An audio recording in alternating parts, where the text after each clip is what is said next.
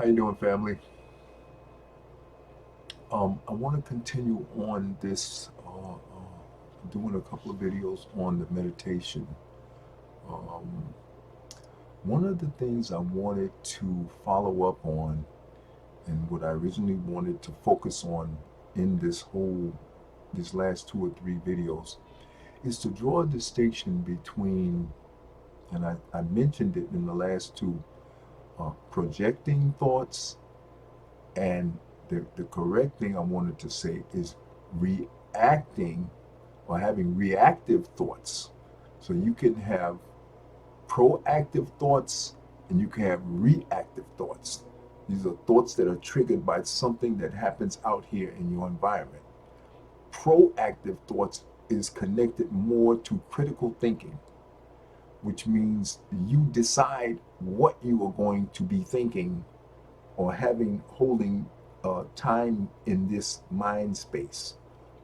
Um, and what Eckhart Tolle teaches is how to basically what this is just a general understanding about the dysfunction of modern day society and just society in general. And this speaks more to the evolutionary development of the human flesh vehicle and microcosmic being combo.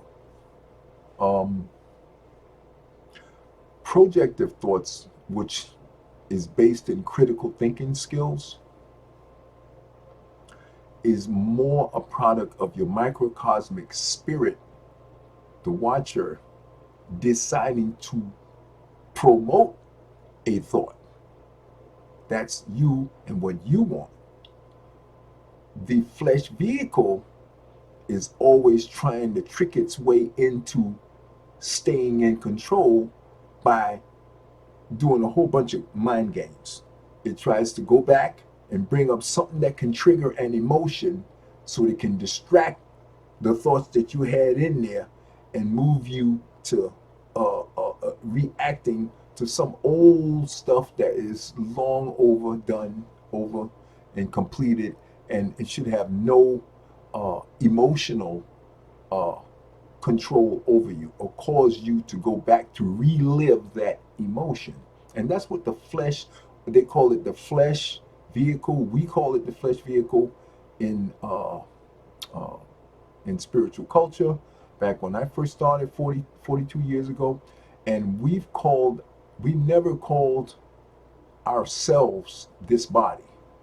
The way we always maintained that separation, and that was the goal, is in order for you to regain control over your life, you first had to create this separate, regain your perspective as self. Okay, and that uh, can only happen by creating a separation. And that the training and the different yogas that I mentioned in the last two movies that Ra taught, Satipatthana, let me get my notes up here. Yeah, the Satipatthana and the different meditation techniques. Okay, get them up here. Right, Satipatthana, Raja, and Karma, Bhakti, and Nana yogas. These yogas are designed to help you to establish and reconnect with self. Eckhart Tolle calls it reconnect with the presence, you as the presence, as the knowing. Uh, and the concept is by connecting with that self, which is your essential self, when you connect with that, that puts you in a position of not going. And the yoga techniques that Ra taught were all about teaching you how to not react or allow the flesh vehicle to make you re-identify with it. So for us, we always, to remind us that we are not our bodies, we called our bodies my person. So I would never say I'm hungry. I would say my person is hungry. My person is tired. My person is a little stressed out. Or my person, well, you shouldn't be stressed out if you're living righteously. Your stress is something you really have. That's one of the first things you take complete control over, is avoiding fear, stress, any kind of excessive emotionalism. You definitely want to avoid, even laughter, not excessive. So that's where moderation on all things was the overriding principle in everything that you did. Uh, now, so those were the tactics that we were applying. Nowadays, Eckhart Tolle is teaching more about satipatthana, not going, reconnecting with your essential self, knowing, reconnecting with your spirit, inner spirit, the watcher, and not, in other words, reconnecting is another way of saying identifying. You identify with your essential self and recenter yourself, and becoming self-actualized means you are recentered. In other words, your perspective has been rebalanced. In other words, the separation has been established. In everyday society, the average person, there is no difference between the spirit and the body. None at all. There is no space. Nobody, you've never been trained to do that. And so therefore you grow up in the habit of saying, I did this, or I'm tired. No, you're not tired. Your body is tired. You can't get tired because you don't feel stuff. The body feels. That's why you're here, is to feel stuff. But the idea is to be in control and control what you feel and when you're going to feel it as much as possible. But you are here to react and engage in the world. And that's what I want to teach. I don't want you to be uh, uh, once you're established and you got your thing together and you good, you know that you're not the body, and your spirit and your flesh has been, your separation has been established, or what I call the two perspectives have been established. Remember, there's always two. Okay, and so, but what I want to, the point I wanted to make in the very beginning with both the last two movies, in the setup of what I want to talk about and try to get across to you in these next few movies, is that when I came up in spiritual culture, again, I'm gonna repeat that it was black folks were, it was almost like the age of enlightenment, or a renaissance in education and in spiritual enlightenment. Afrocentrism had started. Black liberation had pretty much, uh, faded out, and black folks in America, and particularly in the Northeast, where the Enlightenment was happening, because that's where W.E.B. Du Bois and well, he was in the Northeast. The I can't think of his name, Baldwin. He was in Harlem. Um, but all that was going on, Malcolm X, Zora Neale Hurston, all of that was going on. I was living right in the middle of it. I went there when I was 6 years old, and I grew up in it. H. Rap Brown, Black Panthers, all of that was going on for black folks in Harlem, in New York, in the Northeast. And I was right in the middle of that. So theater groups were popping up, local theater groups were popping up all over the place. You got to remember civil rights. I came to New York in 1962, at the end of 1962, going into 63. So civil rights kicked in 1965. So all of the social programs that were designed to help black folks catch up and recoup the 300 years, 400 years of back of the bus and outright chattel slavery. Civil rights was the first feeble attempt to try to equal the playing field, and that's where voting rights came in and all that stuff. And to this very day, the Confederate GOP are trying to stop black people from voting to this very day because they know the power of the vote. And our young people are dropping the ball because they're so embarrassed by the fact that black people allowed that to go on for 400 years as if we had some choice, you know. But they're embarrassed by it. I understand. I get it. I know where they're coming from with that. That's pretty real, you know. But it's short-sightedness. Again, young people always want things easy. They don't want to do no work. See, we came up in a time where you had to work. You had to have yourself together because they kill you in a minute. They kill you now, but you can fight back now. But back then, you couldn't fight back. They just kill you.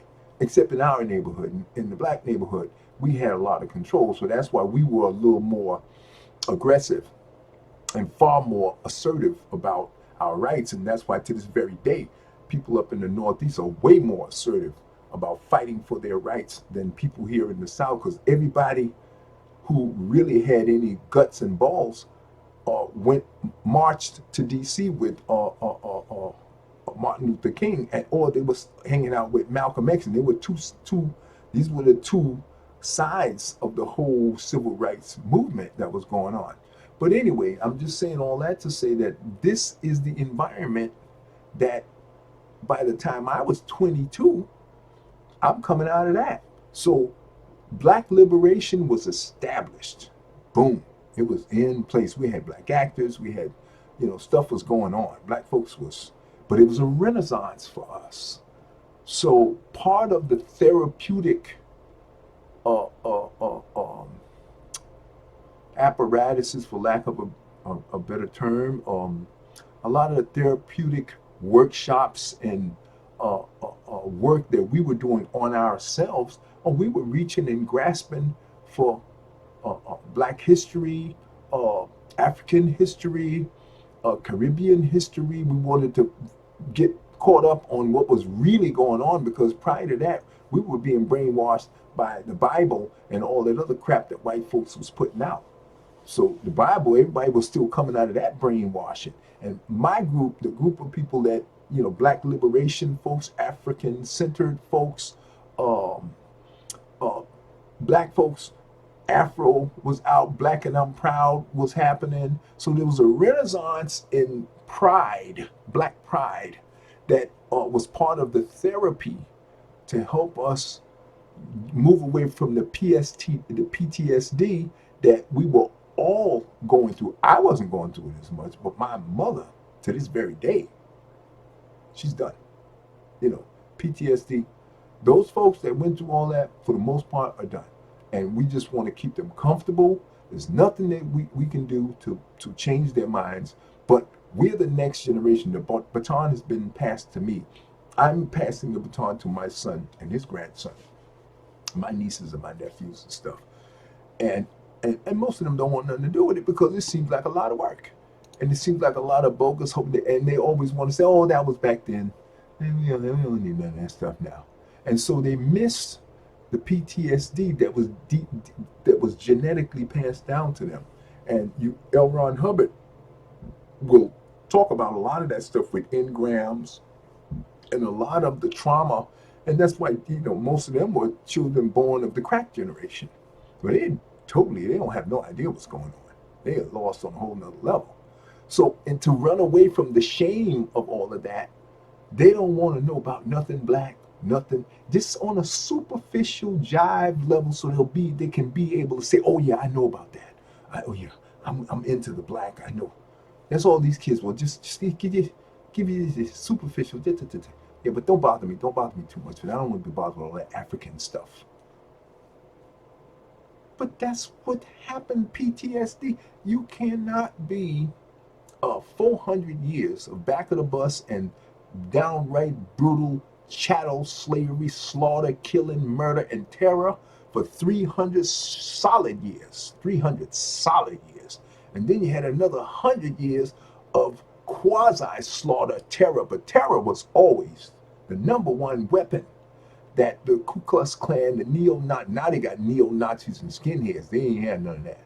It was this pure, raw, brutal Klan, and they all in the Republican Party now. And everybody still thinks that they're Republicans are the party. So to overcome all of that, we had to come up with shock treatment. And so the idea was, concept was, okay, like basic training when you go in the military, we're going to strip you of all of your old bad habits. And the way we're going to do that is we first going to get you, reconnect you with who you really are. And that was the concept of why they said we got into these different kind of yogas. Yoga was, and meditation, getaway, we threw the Bible out. Forget that. I mean, every once in a while they make some reference there, but we knew that was absolute pure garbage. Once we started studying African and Egyptian history, we could see the writings of the hieroglyphs, and we could see where they made up the whole Jesus and that whole creation, and that's why they call it, they just created that. There's some jive. Never happened. Not based on anything real. Principles, they have some principles in there, but in order for you to get that little kernel of truth, it's surrounded by a plethora of lies, fairy tales, BS, and just nonsense. Stuff that, throw the whole thing out, start over. Go get you a book on spiritual culture or yoga, or follow the people over in, go to the book, best, go to Chinese. The African religions, I've been there, done that. Blood, killing pigeons, spraying it on metal and all. I'm not going into none of that. Righteousness, you ain't got to do all that. Because all of that is designed to do the same thing that the law of attraction is designed to do. Teach you how to use your beliefs to make manifest in this world whatever you want. And that killing pigeons and blood and chanting and that, and all that's just designed you to get you to believe. And if you believe in all of that stuff, if you believe it long enough, you actually swear it's working. That's where Vadong and Voodoo and all that stuff in Haiti, but they had to do that to defend themselves. They had to convince people around them that they had some kind of power and control. So they went back and used the stuff they were using back in Africa. When you don't know nothing, you use what you got. No, there's no fault on that. I don't blame anybody for that. You do what you got to do. But the one thing I respected about what they were doing over there in Haiti with voodoo and everything, they were teaching people, don't be afraid of no death. Because you're going to come back. And that was in there. That was in their philosophy. That was behind it. But it was surrounded by a whole bunch of nebulous nonsense and gory and ridiculous. And again, that was back then. This is now. This is a modern time. And that's why the young people don't want nothing to do with it. They're ashamed of that stuff. They hear about all that. Say, oh, Jesus. They go to Africa and see people doo-dooing in the river and then going drinking downstream, drinking the water. It's just all of this. It's just embarrassing. It's embarrassing. That's why I say when you get into African, you start getting into that and starting to say how big and bad Africa is. When you get to the core of it, you're going to see it's downright embarrassing. People will try to pretty it up and put lipstick on it, but it's not pretty. Trust me. And they know better than the Europeans. Just bad. You ain't got to go to Europe. You go right here. Go to Arkansas. Go to Mississippi. Go to Louisiana. Go anywhere near around where the deplorables are. Okay, so back to us and the white folks that were looking at the deplorables and said, Jesus, we got, man. And so they dove into this, but see, they had white supremacy. They still got white supremacy helping them. We don't have none of that. Okay, so that's why I'm doing this. But black folks, We're jacked up for days. Now, a lot of them got money. Yeah, they were able to manipulate enough belief so that they can get themselves some money, but they still don't know. They don't know who they are. They think that money is actually something. But again, the primary first thing and why we separate and get into your essential self is because your essential self never dies. And it is forever. And the power that it has is unlimited. Everything out here, money, cars, flesh, vehicle, all this stuff out here is already created. And it's temporary. And it is going to disappear and die. But not you. And that's the core of everything that I'm teaching you. Now, the icing on that cake is the law of attraction. See? And my concept is use the law of attraction because it goes back to the law of attraction says you are authorized by God to formulate thoughts and visions with feelings, combined with feelings and emotions that you control to the max. And see yourself having what you want now before it even appears. And that's what in the Bible, that kernel of truth is faith, is the belief in that what is yet not seen, and something like that. You know what I mean? Okay? That's where that comes from. That's where it comes from. But then they go off on a tangent and some old foolishness and God, I don't even know what that's about. Don't care. Okay? Like and when you hear me use that phrase, don't care, I want you to understand that's coming from my essence. Because in your essence, you don't have to care. Because you're gonna be, you are forever. So, so righteousness and spirituality teaches you, yes, you are forever, but you must live and walk the path of righteousness, which says, yes, you are forever, but moderation in all things. Control arrogance. Control the acceptance of the power. You don't want to be abusive because absolute power corrupts absolutely. That phrase has been put out there as a warning and a key. So you don't go to the dark side. Look at Star Wars. That's what that whole thing is about.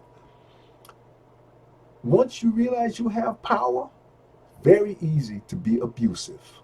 Absolute power corrupts absolutely. In other words, if you're born with a whole bunch of money and never had to earn it or work for it, you have no idea of what it's like to use restraint unless somebody teaches you. That's what martial art is all about. But everything is about control. Control your emotions, control how you react to things you see out here, control your thought flow so that only what you want is flowing in here so you can control your beliefs, control your ability to stay rooted in self. That takes an element of control in the very beginning, especially. But once you find out who you are, it's almost like breathing from your abdomen. Once you start, that's how you breathe when you were a child, and you were taught to breathe through your chest. To say chest out and all this other stuff, and no, you're supposed to breathe from your abdominal. When you take an in breath, your abdominal should expand. When you exhale, your abdominal should go in, because this is where your solar plexus is. This is where your center, where your spirit is centered. Okay, your mind is a tool that you use that comes with the body. And I want to talk about what comes with the body. The body is attached to emotions, feelings, family, other people that you were born into this vehicle. And that's why I said this is your person. And that's why I say you have to treat it like your pet. Now, Ra and all these other folks were saying, dog it. Even Eckhart is totally is telling you, just dog your person. Don't pay your the ego. You know, when he says the ego mind is just almost like a dumb brute dog, and you just have to learn to just look at it and go, yeah, whatever. You know, I'm forever. I'm not going nowhere. You're the one that's gonna, you know. So I'm not paying you no attention because you distracting me. And I don't. And I. That's not what I teach. And Eckhart Tolle doesn't say that. But if you listen to what he's saying, when you really get into him, when you get to where I am, you'll understand that the concept of staying present does not automatically mean a hostile, or not really, because it's not hostile, but just like not a disrespecting, but a trivializing of flesh and form. And the reason why I kind of avoid that attitude about the flesh vehicle, my person, is because God set all this up. So we set all this up. So we want to be here in this vehicle. And the next life, you're going to get another vehicle. So that, the fact that that keeps repeating, that tells you something. And I see, and that's what I said. I always ask, well, if the vehicle is so insignificant and we're supposed to trivialize it and not pay it any attention and ignore it and just disrespect it or whatever, well, then why do we set it all up? Why do we keep coming back into this form? And we repeatedly do it. We, we set all this up, and you will do it. So again, if you gotta do it, if you gotta be in the game, you gotta play to win. How do you play to win? You take Eckhart Tolle's teaching, okay, and learn to distinguish yourself from flesh, from person, self from person. Okay, I used to say flesh vehicle from the micro being, okay, which is infinite. Flesh vehicle is temporary. All right, but we've set all this up. So if you set all this up, and you will do it, why not play to win? How do you play to win? You take Eckhart Tolle's teachings and you establish yourself as a separate, and you understand this vehicle is temporary. And so that frees you up from fear of death, fear of getting old, fear of losing your bodily functions and stuff. You don't be afraid of that because you understand it's the part of the process. You're the watcher. So you're supposed to enjoy that. But you have a weapon. It's called the law of attraction. Nobody taught you that. You have to use your law of attraction because you will do this.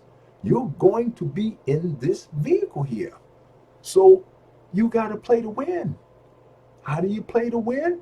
Law of attraction. You master that tool. Now, so you use Eckhart Tolle to master connecting and staying centered in self. Okay? He doesn't teach about righteous behavior, but Rahilio Strong and the different yogas teach you about behavior. And, Eckhart teaches you about separation. That's it. Separation, that's it. Ra teaches you about the different yogas, and Eckhart Tolle does these yogas. He doesn't call it that. He refers every now and again, but he's centered and he's using yoga. He's using Satipatthana. You can look at him. You see when he smiles, he chooses to smile. That's critical thinking. But that's Satipatthana. That's the art of not going. So if you watch his lectures, you'll see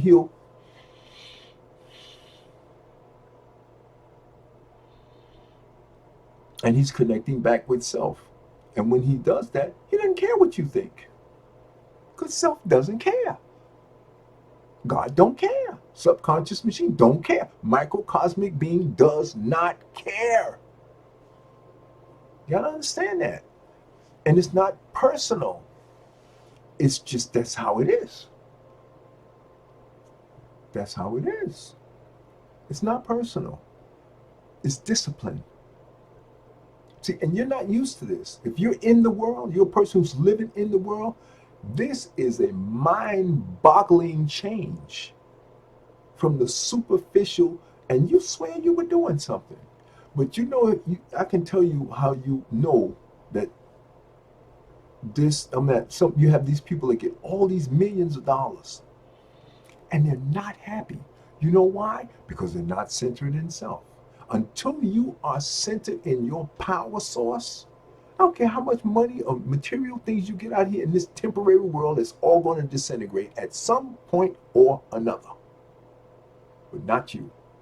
And once you tap into that, you're already happy. So now if you get money and wealth, it's just icing on the cake.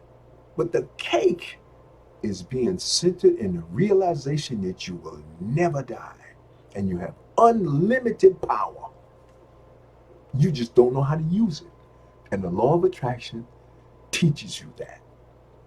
That's the core of what I want you to understand, how to use these different. Eckhart Tolle is about teaching you how to get centered in who you really are, and then from that center, you create thought and you promote thought. And you deal with the promotive mind. You use your mind in a proactive direction, proactive way, I should say, instead of being the reactive mind. And when you study L. Ron Hubbard in Dianetics, he talks about the reactive mind. It's all the same mind, but it's who's controlling it. When flesh controls, it's reactive, because the flesh is nothing but reactive.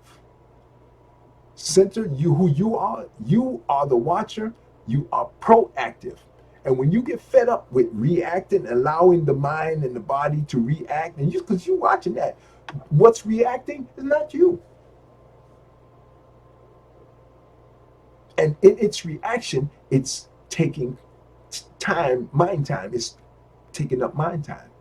But you have to allow it to take up mind time.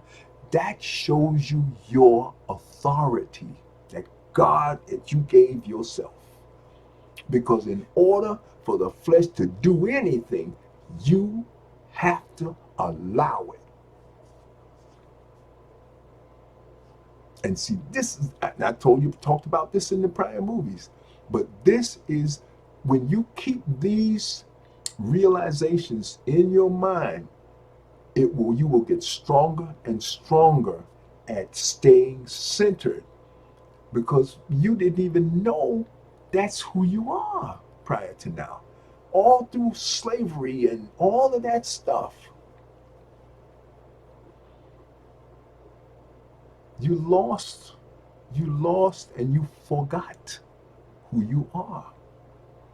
Star Wars is about teaching. Some people are born connected to that unlimited power, and they can manipulate the force, and it becomes what they call hyperactive memory. People have photographic memories. They have hypervision. They have the vision that's beyond 20/20, and a lot of that's genetic, but it's being pushed and propelled by the spirit. And I say how old or how many times you've come back. Sometimes you were born and your spirit is reincarnated so many times, now millions and zillions of times, that now, because time don't exist, see, you just keep coming back. You keep coming back. But time is presented because once you come back, you're in time. Your flesh vehicle is controlled. It lives in the time space continuum. See, that's with the flesh, but you want to be here. That's why you keep coming back. So I don't want you to feel it's a negative. It's not a negative. It just is. And what I want to teach you is that you have to make the best of it. I want you to have happiness, joy, and internal deep unquestioned, unabiding, pure, raw peace. And that comes from one thing and one thing only: knowing, knowledge. Knowledge of what? Of who you are. And meditation teaches you that. The idea of meditating, the concept of meditating, what it's supposed to do is help you to remember who you are and the power, and feel who you are. And you will get better at that the more you practice. Satipatthana, not being overly emotional, controlling all your thoughts, controlling how you react to what goes on. See, the sages, as we say, the neophyte, or the person that's on the path of righteousness, this is one of your most uh, uh, um, um, encouraging, and it's not about pride, but it helps you to realize that you are centered in self, because nothing bothers you, because you know you can't die. But you look at people in the world and you have compassion, because this vehicle feels. And that's what you're here to experience. Your job is to be better. Every time you come back, make your environment better. How are you going to do that? You're going to function for moral, principle, and righteousness. Morals, principles, and righteousness. You will apply them in your life. You will apply them to your behavior by controlling this to the max. And like a dog, once you train this vehicle, it will stay trained. May wobble here and there. No big deal. Again, it's avoid extremes. Stay centered. Use humor. Don't be laugh too much, but don't be so OCD, obsessive compulsive, where you don't have no flexibility. That's not good either. That's too much. And moderation in all things. I'm not even going to get into some examples of some foolishness. Forget that. Stay here. Stay focused in righteousness. Right now, we don't have time to get into suggesting nonsense. I want you to stay focused and know that absolutely you can do whatever you want to do, because you're authorized at birth by God yourself to do whatever you want to do. But there are rules. There are automatic systems running around here. And you have to learn to live in harmony with all of this stuff that you created, we created. So we're family. Every time you look at another person walking down the street, within that person, looking through those eyes, it's you. It's the same entity. There's only one God. Can't be. Now, there's multiple persons. Yeah. That's why you created this. You want to be able to look at yourself in different and diverse ways. Why? Because perfection is boring. So what do? You create imperfection, the opposite of perfection. We created this. We set all this up. So if it's already set up, it will stay in motion. Why would you not want to play to win? Why would you not want to find out and learn how to take charge and take control, so that this life you're living is the best it can be? That's all you want, is for it to be the best it can be. And for you to be able to relax and realize you'll never die. You want to have a nice family relationship, decency in the world. You have the power and the authority to do that. But it's set up so everybody can't do it. You have to follow the rules. So when this power is given to you, you can react properly and handle, you got to handle, what's the proper word? The magnitude of the power and what you can do so that you will not be abusive and go to the dark side and turn this place into a terror dome. Horrible place. You have all these brutes walking around. They don't have power, but they're locked up and were born into a situation where their family had power and they had created great wealth, and then they're born immature spirits, untrained, don't know what's going on, just got a whole lot of money, and that's why they jacking everything up. But you know what? Goodness is always going to attract its opposite. The better you are, the more evil and negative stuff you're going to attract and or see because of the difference.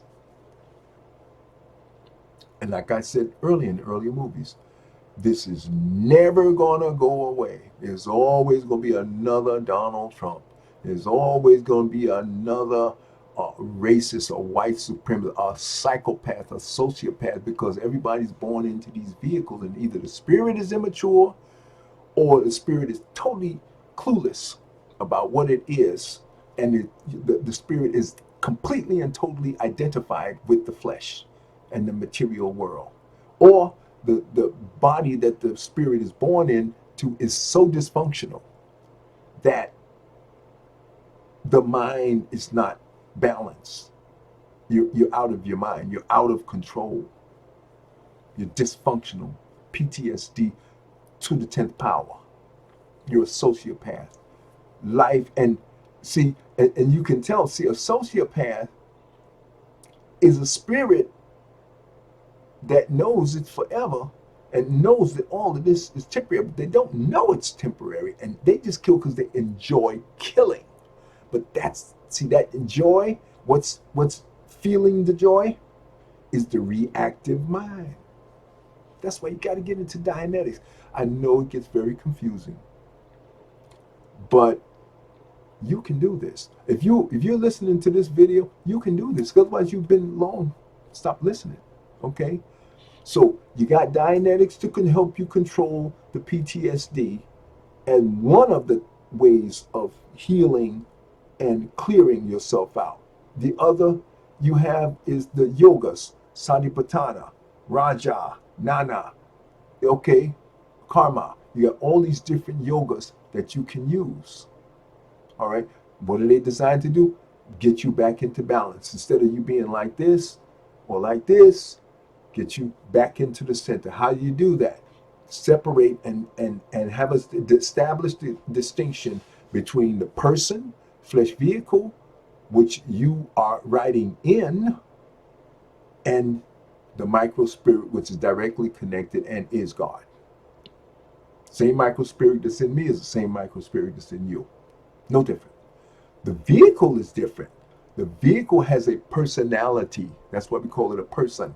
It has a personality. It has character. It has genetic predispositions. It has skills, whether either it has photographic memory or telekinesis, depending on how well you develop and you're allowed to get these, they call it chakras. You have channels. If you follow the Kabbalistic system, that's why you fast and you cleanse out these channels, so that Kundalini, they call it Kundalini, which is the spirit, the micro spirit, the energy, the unlimited energy begins to flow. Okay? And it comes up into the brain and triggers the pineal gland, and you got the solar plexus, and you learn about all of this stuff. Get books, read it. It's all there. Okay? This is a science now. But the discipline that it takes to get this together, oh, you can't be of the world and do any of this.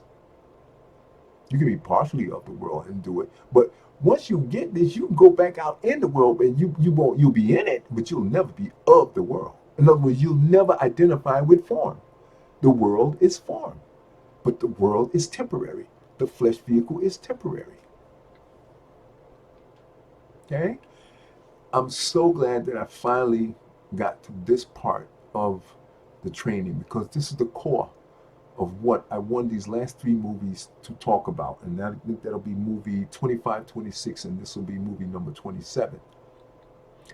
And this is what meditation is, this is why meditation is so pivotal in your growth and in your ability to take charge of your life.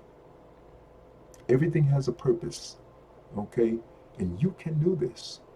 You just have to work with it. Do your meditations. Don't have unrealistic expectations, as I said before.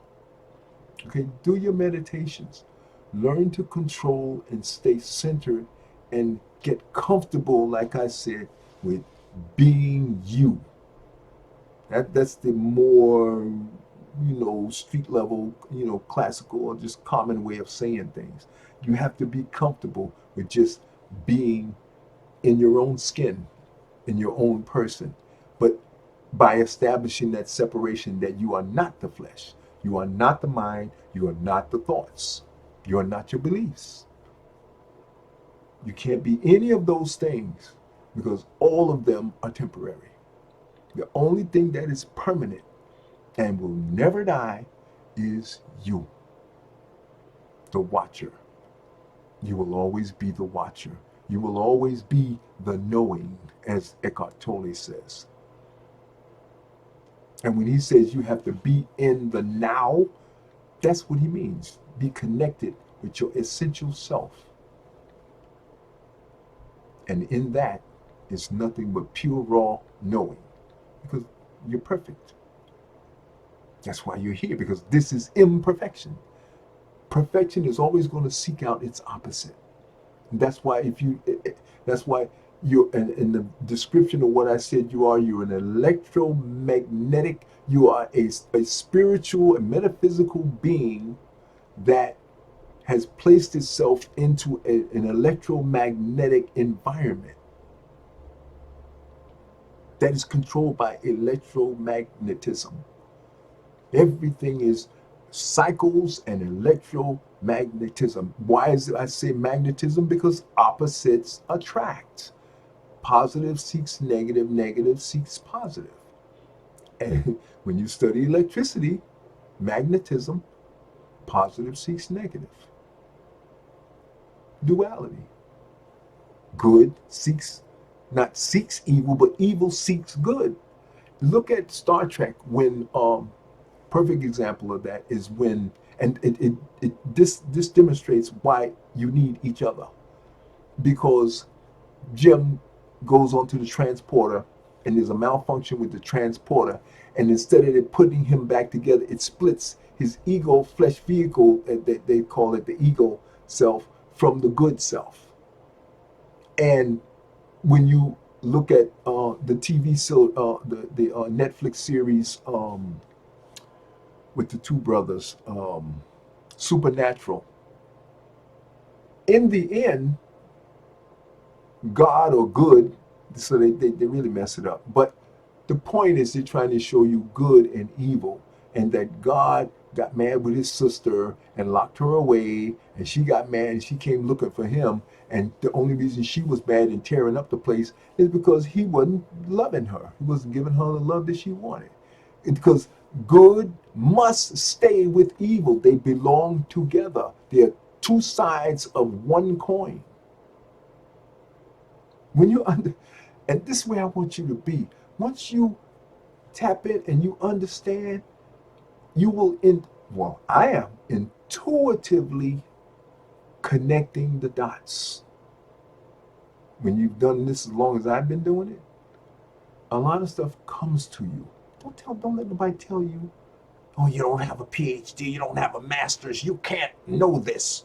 Don't let anybody tell you that. That's nonsense. PhDs and stuff were made up by, this is form. Okay, and form can be very powerful. I mean, you don't want to lose your form, not haphazardly. Slipshod, just, well, I'll lop off, go kill myself, whatever. People get depressed and whatnot. But you know why people get depressed? They don't know who they are. You're identified with form. And it's also combined with mental disorder. Chemical imbalance can trigger emotional reactions. If your chemistry is off and you don't tell nobody, say, I always feel depressed. I always feel like I want to kill myself. Something is wrong. And they'll say, oh, but let me give you there might be a herb or something they can give you that can rebalance you. This vehicle here, see? And see, all of this, as tragic as it seems sometimes, it's so funny.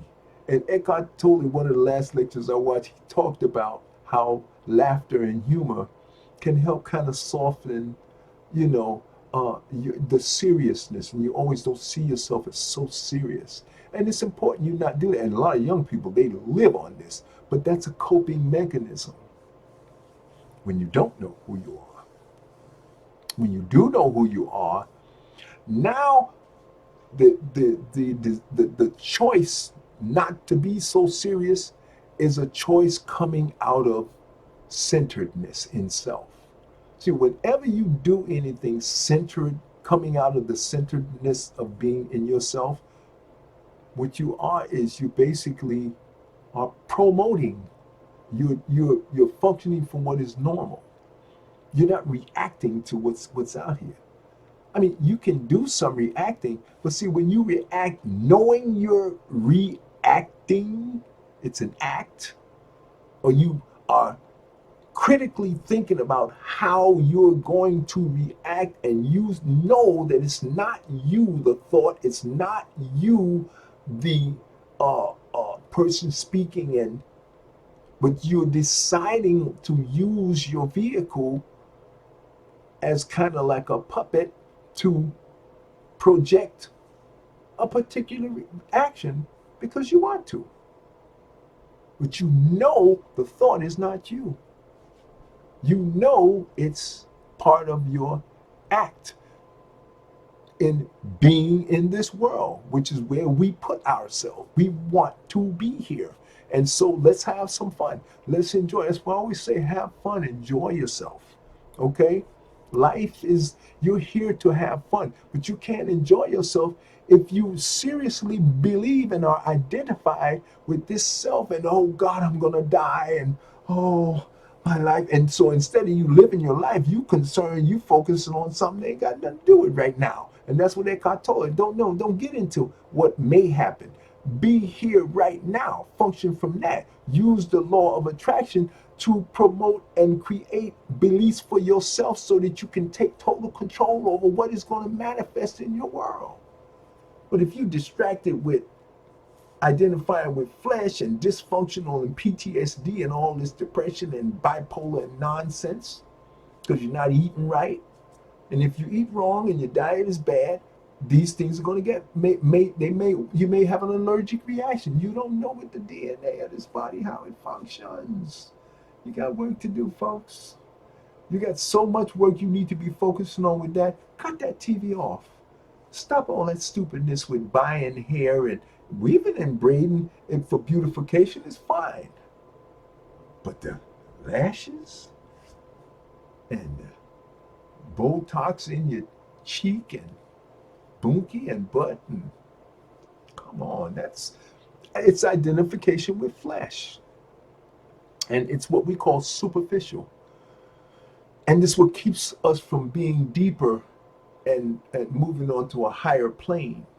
So we forget about all that superficial stuff, but that's what enslavement and segregation and trauma will make you react in that way. So again, what are you functioning from? The reactive mind. What is the reactive mind? What controls the reactive mind? The flesh vehicle. You ultimately control everything. But when you don't know and you're unconscious and you're not aware, the flesh vehicle's running stuff. And that's the reactive mind that L. Ron Hubbard talks about in Dianetics. So it's a beautiful thing. It's a beautiful thing. This being centered in self. That's where you have got to get to. And the joy and the happiness will become more and more, and variation and stuff is going to be instantaneously dismissed. After a while, it'll be an insult to you that, why would you even care about some of it? It's like I try to tell mom, and I have come up with a new acronym: DC, uh, uh, uh, DNDC. Don't know, don't care. And that's not something you have to always say, but it's always something you have to realize that's superficial. It's not important. I don't want to know, and I don't care.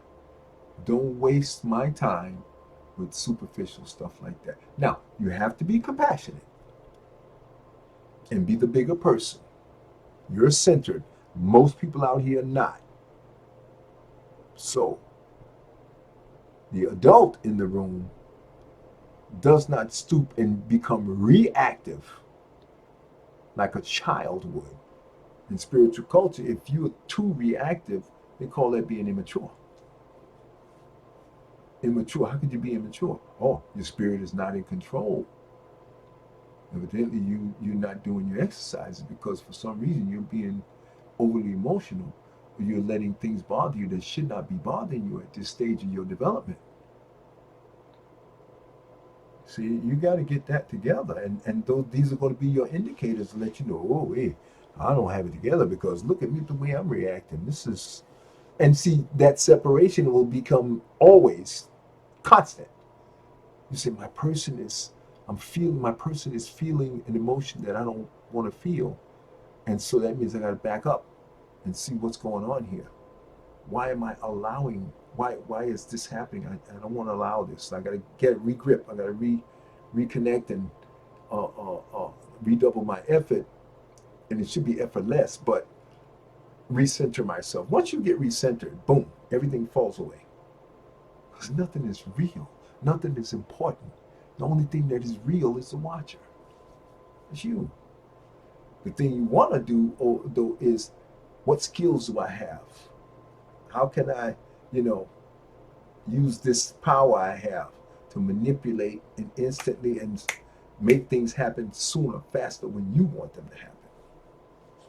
And that's when your real discipline has to kick in, because when you start to see that really happening, now you got to be disciplined. Don't be abusive.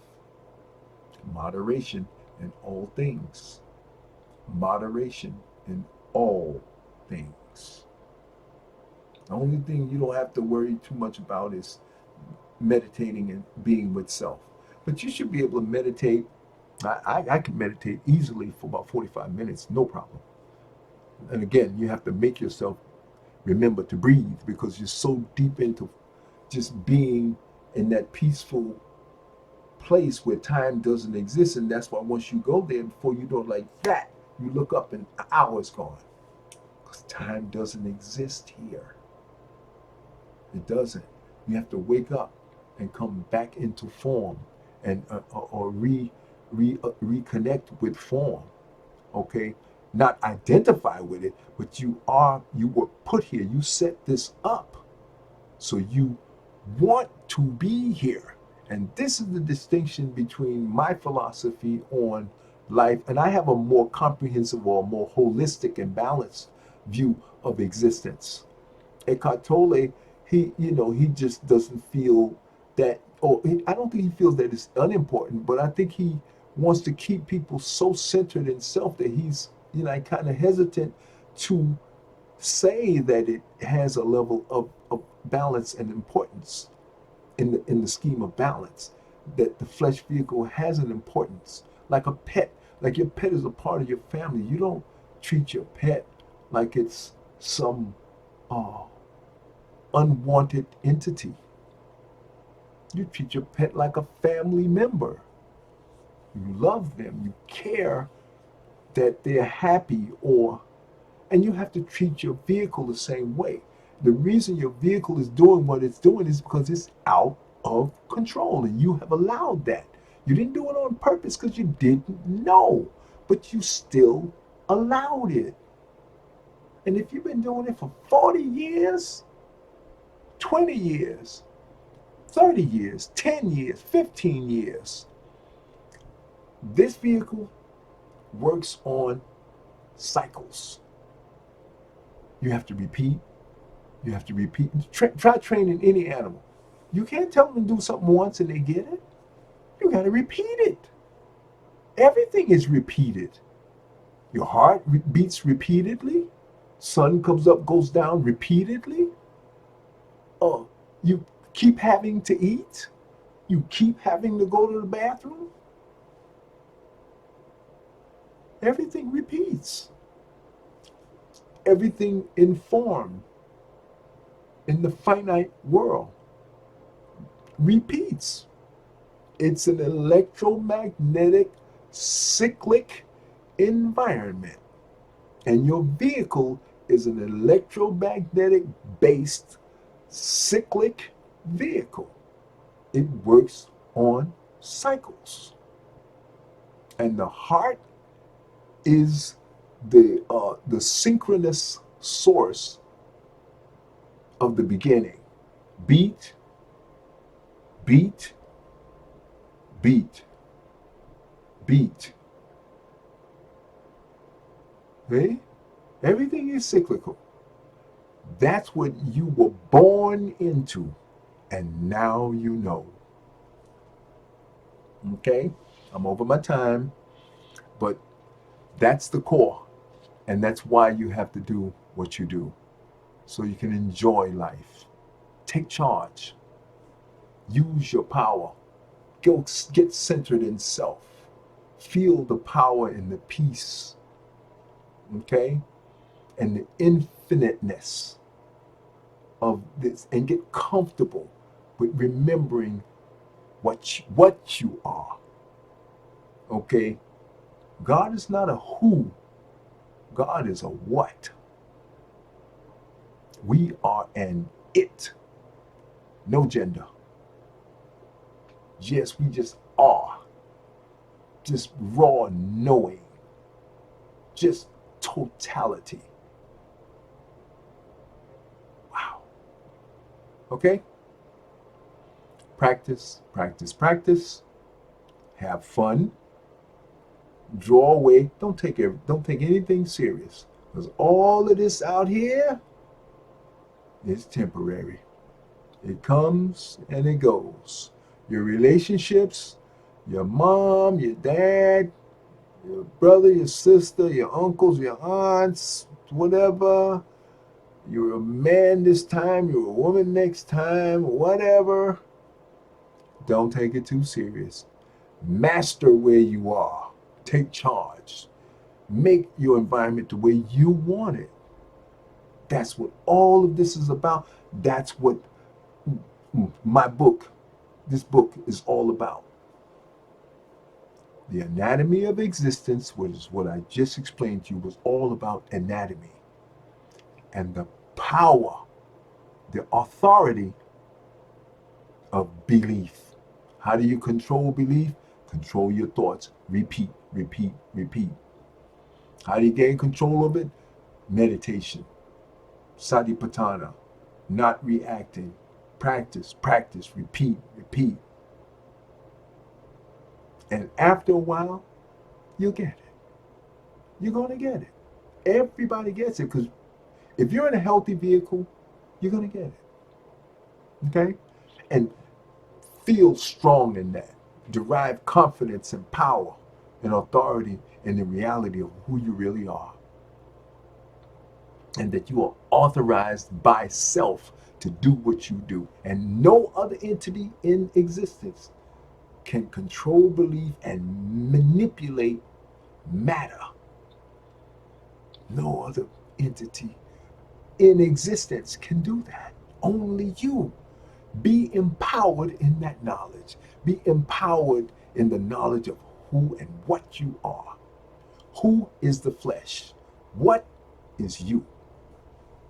Permanent, unlimited, never dies, unlimited power, macro, what do you call it? Macro, omnipotent and omnipresent.